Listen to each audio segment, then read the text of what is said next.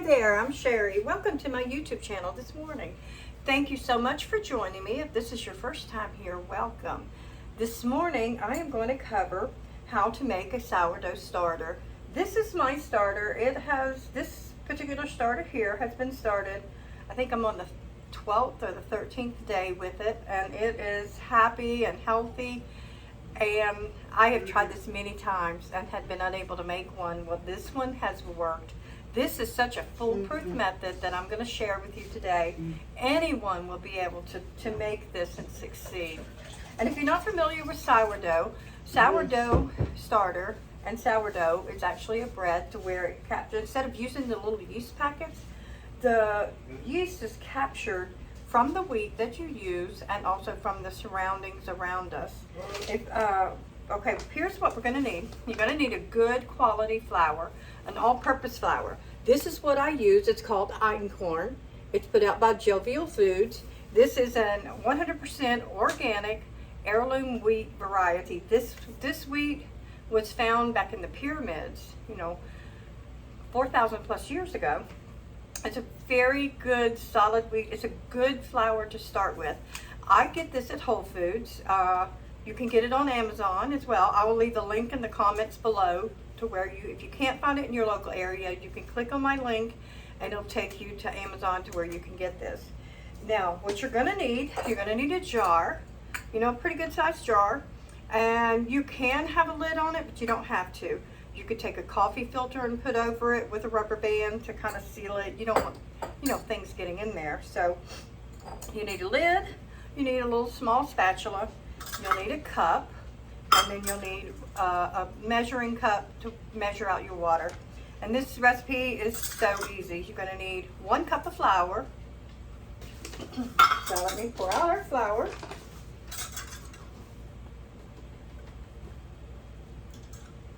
Okay. You need 1 cup of flour and put it in your jar, like so. You're going to need ½ cup of water. So let me make sure this is ½ cup. It is, oh, what? Yeah, ½ cup. I thought I had my measurements off. Pour it in your jar and stir it up. You want to get it good and stirred up. You want it to be about the same consistency of pancake batter. Okay, mine's just a little bit stiff, so I'm going to add just a tad more water. And you can't really mess this up. One thing with your water, you want to make sure your water doesn't have chlorine in it or fluoride, because that will mess with the yeast growth into your starter. So even if you have city water and you want to make this, take your water and sit it out on the counter for 24, 48 hours and that chlorine will dissipate. Oh. Okay, stir it up. Let me get my...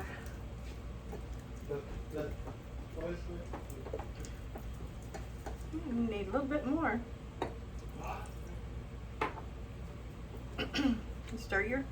You want your starter stirred up good. You don't want a bunch of lumps in it. You want to get it stirred up really good. And it'll be the consistency of pancake batter.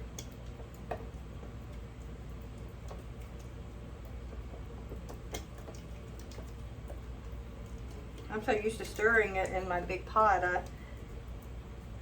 See here, you want it kind of, well, still a little bit thick. A little more water, and just little bitty dabs of water at a time. If you get too much water in it, it's okay. It still will work. Okay. And see, it's kind of like pancake batter. It's kind of stiff, but it's still, mine's a little bit dry still.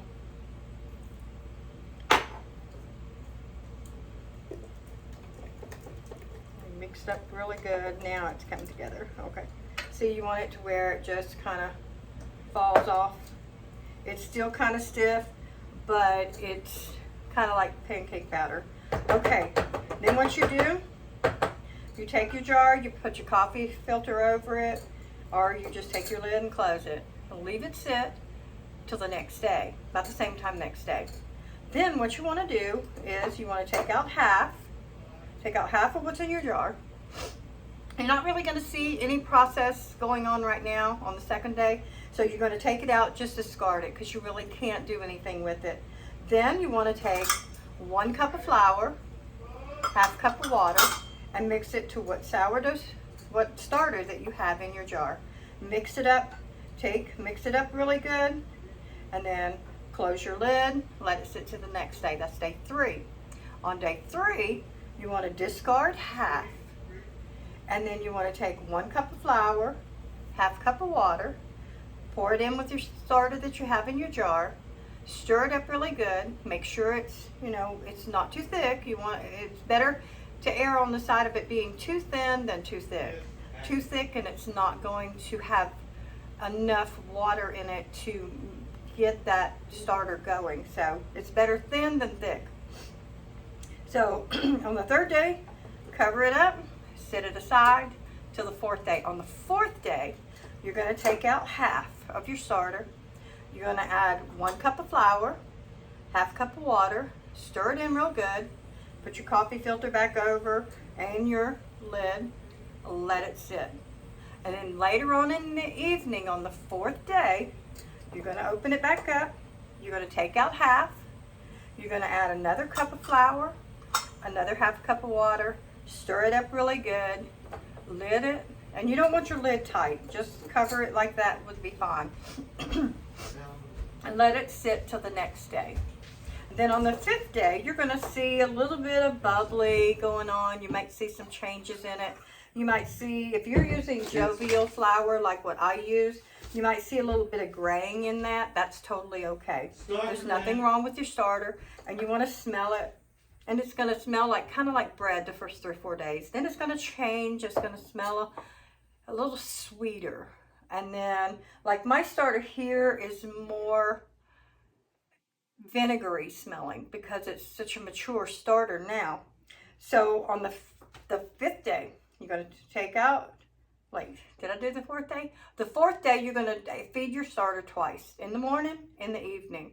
And in the evening, you take out half, add a cup of flour, and then add your half cup of water, mix it up.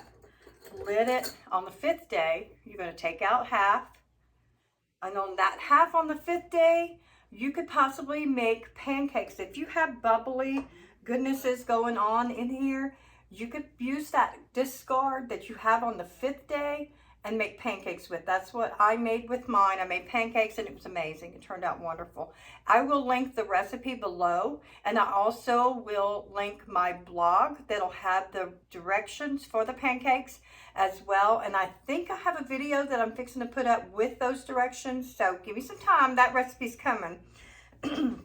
So with your discarded sourdough starter, you take your starter and you make something with it. And then this, you stir it up really good and you lid it. And then after the 5th day, you want to discard a cup and you want to feed a cup. Just a minute, Dusty. Dusty, can you go in the living room? Right, well, see. You want to add, every day you want to add a cup of flour, half cup of water to your starter. And then you can start, after the 5th day, I was able to start making stuff from my sourdough starter. So on the 5th day, what I did, because I wanted to make breads, I transferred my starter over into a large jar, because on my 4th evening, overnight, my starter literally poured all out of my jar. It went everywhere. It really is like all of a sudden it said, I'm alive, and it just came alive everywhere. So what I do, I use my big jar and see, I don't know if you could see this, but you could see the bubbly action going on in there. That means it's alive and well and happy. And from the 5th day on, you will feed it 1 cup of flour and half cup of water. And you'll take out a cup of starter. Now, if you are like me, this afternoon I'm going to be making breads with this, so I do have quite a bit in here. But you never want to get your jar below a cup of starter, because then it's going to be hard to reconstitute it back up. And most recipes call for at least a cup or 2 of starter. The pancake recipe calls for 2 cups, and for cinnamon rolls. Well, they're already on the dining room table. On cinnamon rolls, I think it calls for a half cup. So you use your starter every day if you're working, if you're doing cinnamon rolls one morning, or if you're doing pancakes, it's 2 cups. So you can have just enough left over for the next day. Now, one thing that's great about this starter, say I'm not going to use it for 2 or 3 days, I take this jar and I put it in my refrigerator until I know I'm ready to use it. And then if, say I'm going to use it on Friday, on Wednesday, I put it in the refrigerator, and say Friday I'm going to make pancakes, or if I'm going to make cinnamon rolls, on Thursday night, I'll take this out, and then I'll feed it, and then I'll leave it sit out on the counter, and then Friday morning I can make what I have planned to make. And then when I'm done, say I'm not going to make anything till Tuesday or Wednesday of the following week, when I'm done on Friday, I'll put it back in, I'll feed it, then put it back in the refrigerator and leave it till Sunday night. And then Sunday night I might take it out. If I'm going to make something Monday, Sunday night I'll take it out, I'll feed it really good, and then I'll leave it out on the counter. And the great thing is it just kind of puts it on a pause to where it's not continually having to be fed, and it keeps it healthy to where you don't have to start all over again, because it takes such a while to start all over again. Well, that's it. This is how I did my starter, and I'm telling you, it is foolproof. I have tried making sourdough starter several times, and I've always failed at it because I did something wrong. It seems so overwhelming to learn how to do this, but it's really not. What it calls for is good flour. This flour I recommend.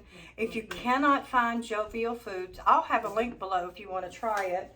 But you can also use White Lily bread flour. It works just as good for your starter. Or you can use any whole wheat flour. You just don't want to use a self-rising flour, because then it's really gonna be coming out the jar. So you just want a basic all-purpose flour, and it should come out really wonderful for you. As you make your starter, make sure you post in the comments below and let me know how it turns out. If you have any questions, post them in the comments and I'll be more than happy to answer them.